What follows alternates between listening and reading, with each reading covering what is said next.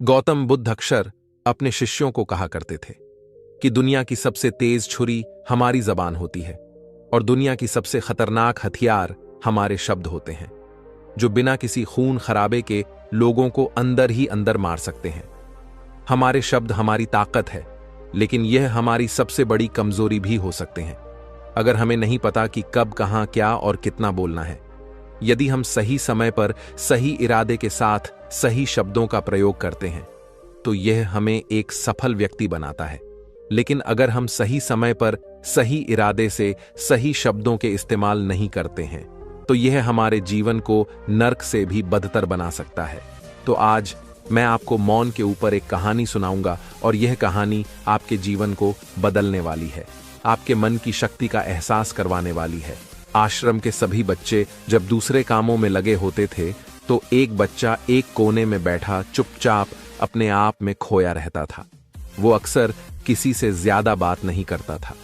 आश्रम की सभी जिम्मेदारियां पूरी करने के बाद जहां सभी बच्चे पूरे दिन की घटनाओं की चर्चा करने लगते हैं, वहीं पर वो शांत रहने वाला बच्चा एक बरगद के पेड़ के नीचे बैठकर ध्यान करने लगता। सभी बच्चों को आश्चर्य होता था क्योंकि उसका कोई दोस्त नहीं था। वो अक्सर आश्रम में अकेला ही घूमता रहता था। ये देखकर उसके गुरु को बड़ी प्रसन्नता होती थी। उसे लगता था कि कोई तो है आश्रम में जो मौन यानी कि चुप रहने की ताकत को समझता है, उसके महत्व को समझता है।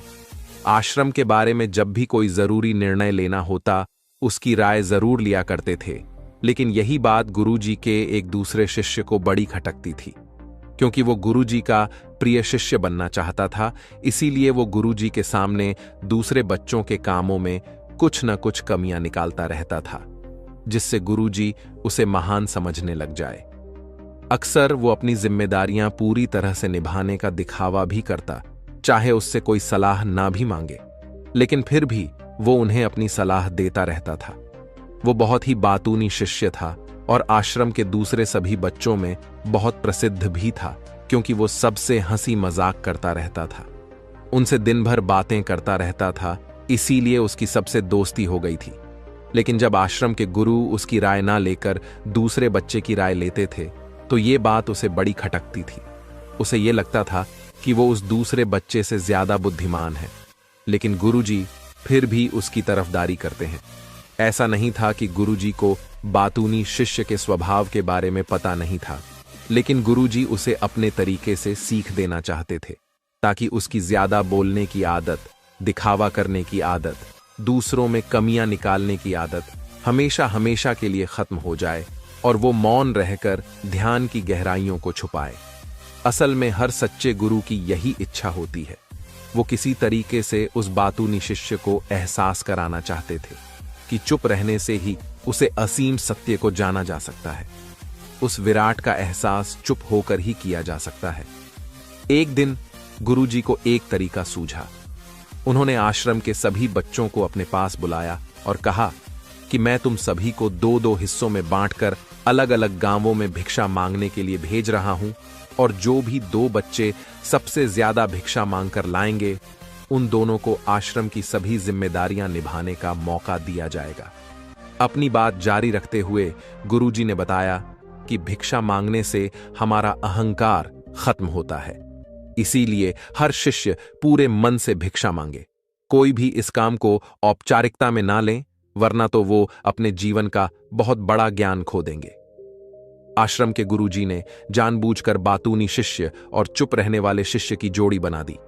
बातूनी शिष्य के मन में सिर्फ एक ही बात चल रही थी कि इस बार उसे मौका मिला है और इस बार वो गुरुजी को दिखा देगा कि वो चुप रहने वाले शिष्य से कितना ज्यादा प्रतिभावान है।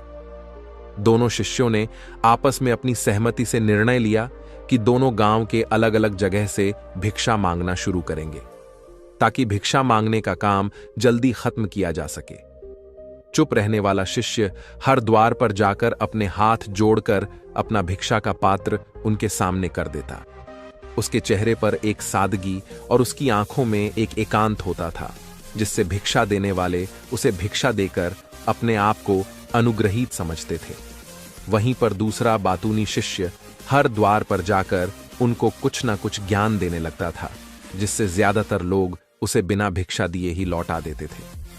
पूरे गांव में भिक्षा मांगकर जब दोनों गांव के बीच में मिले तो बातूनी शिष्य ने देखा कि चुप रहने वाले शिष्य के पास उससे दुगुनी भिक्षा थी।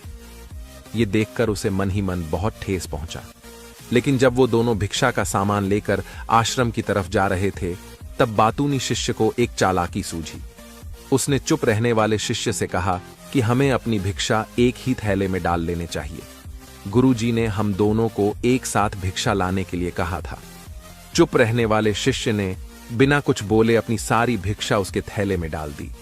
बातूनी शिष्य मन ही मन बहुत खुश हो रहा था कि अब गुरुजी को यह पता नहीं चलेगा कि ज्यादा भिक्षा हम में से किसने मांगी।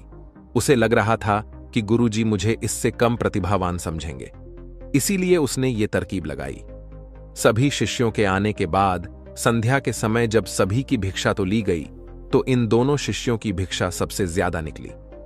गुरुजी ने इन दोनों का अभिवादन करते हुए आश्रम के सभी बच्चों के सामने उनकी पीठ थपथपाते हुए उन्हें मुबारकबाद दी और कहा कि मैं आश्रम का कार्यभार तुम दोनों को नहीं सौंप सकता। इससे आपसी मतभेद होने का खतरा रहता है, इसीलिए तुम दोनों में से जो ज्यादा भिक्षा लेकर आया है आश्रम की जिम्मेदारी उसे ही सौंपी जाएगी।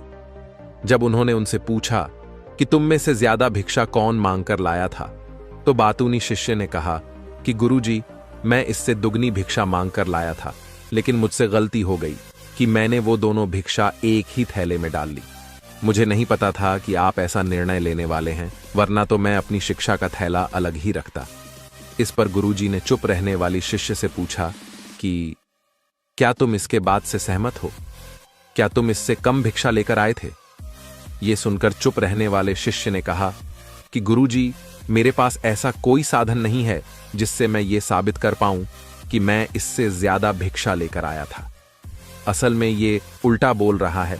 दुगनी भिक्षा मैं लेकर आया था, ये मुझसे आधी भिक्षा लेकर आया था और इसी ने ही मुझसे भिक्षा एक थैले में डालने की बात कही थी। आश्रम से कुछ दूरी पर एक पहाड़ी थी जिसके पीछे सूरज अभी अभी संध्या के समय ढल रहा था। गुरुजी को तो पता था कि सच कौन बोल रहा है, लेकिन बाकी बच्चों के सामने सच साबित करने के लिए उन्होंने उन दोनों से एक सवाल पूछा कि पीछे पहाड़ी पर तुम्हें क्या दिखाई दे रहा है। यह सुनकर वाचाल शिष्य झट से बोल पड़ा कि गुरुजी, पहाड़ी के पीछे सूरज अपना रंग बिखेर रहा है। आसमान में लालिमा छाई हुई है। यह बहुत ही सुंदर दृश्य है। वो तो और भी बहुत कुछ कहना चाहता था, लेकिन गुरुजी ने उसे चुप करते हुए दूसरे शिष्य से जवाब जानने के लिए जब उसकी तरफ देखा तो उसकी आंखों में आंसू भरे हुए थे। श्रद्धा, भक्ति और प्रेम से उसकी आंखें भर आई थीं। गुरुजी को उससे पूछने की जरूरत ही नहीं पड़ी। गुरुजी ने सभी बच्चों को संबोधित करते हुए कहा कि मैंने सवाल किया था कि पहाड़ी के पीछे तुम्हें क्या दिखाई दे रहा है। ज्यादातर लोगों को यही दिखाई देगा कि एक बहुत सुंदर दृश्य है, लेकिन मजे की बात यह है कि सुंदरता बोलकर नहीं बताई जा सकती, उसे महसूस किया जा सकता है और सामने वाला उस सुंदरता को आपकी आंखों में देख पाता है। चुप रहने वाले शिष्य की तरफ इशारा करते हुए गुरुजी ने कहा कि असल में सुंदरता इसी बच्चे ने देखी है।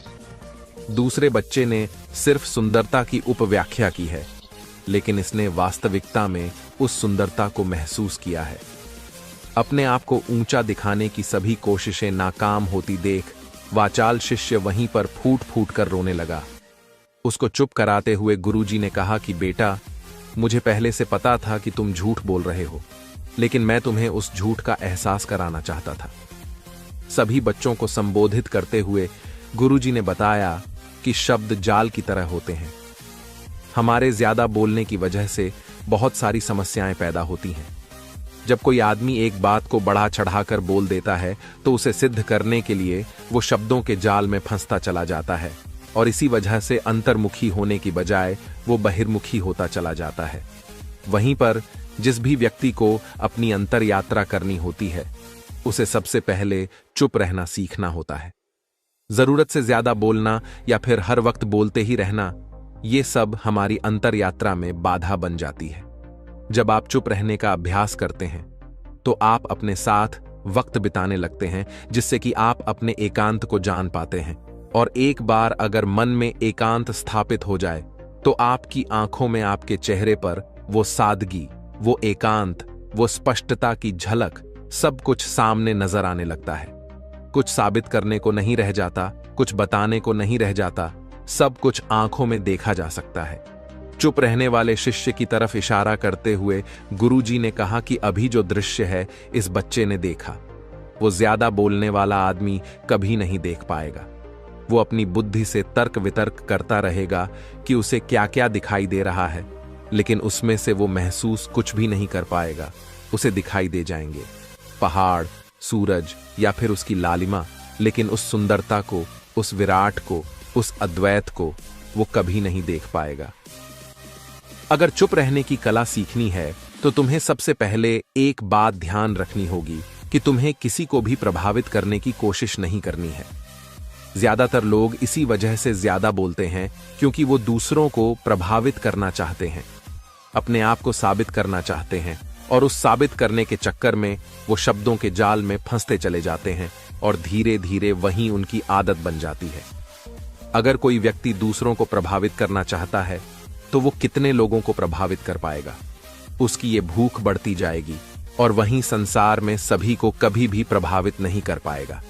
इसलिए यह समझने की बात होती है कि बहिर्मुखी होने की बजाय हम अंतर्मुखी होकर अपने आप को समझ सकते हैं। अपनी बातों को खत्म करते हुए गुरुजी ने अपना आखिरी संदेश दिया। उन्होंने बताया कि अगर कोई व्यक्ति ज्यादा समय तक चुप नहीं रह सकता तो उसे थोड़े समय से अभ्यास करना चाहिए। निश्चित संकल्प लेकर किसी व्रत की भांति दिन में कुछ समय या फिर हफ्ते में कुछ समय या फिर एक दिन चुप रहने का अभ्यास जरूर किया जाना चाहिए। इससे हमारी चुप रहने की आदत धीरे धीरे खुद ब खुद पनपने लगती है, क्योंकि एक बार जब हम चुप रहने लगते हैं तो हमें चुप रहने का आनंद पता चल जाता है। उसके बाद हमें प्रयास नहीं करना पड़ता, बल्कि हमारा मन आनंद की तरफ अपने आप बढ़ता चला जाता है। चुप रहने की कला सीखने के बाद आपकी बुद्धिमानी और आपकी स्पष्टता दोनों में बहुत ज्यादा फायदा होगा। वास्तविकता में जिसे दर्शन कहते हैं वो मौन रहकर ही किया जा सकता है। इसके बाद सभी बच्चों से कुछ समय चुप रहने का संकल्प लेकर गुरुजी ने अपनी बात खत्म कर दी और सभी बच्चे रात्रि का भोजन करने के लिए एक साथ भोजन कक्ष में पहुंच गए। तो दोस्तों, कैसी लगी यह कहानी? अच्छी लगी तो चैनल को सब्सक्राइब करें, लाइक करें। तो मिलते हैं किसी अगली कहानी में। तो दोस्तों, कैसी लगी ये कहानी आपको कमेंट सेक्शन में जरूर बताना। तो मिलते हैं किसी अगली कहानी में, तब तक के लिए अपना ख्याल रखें।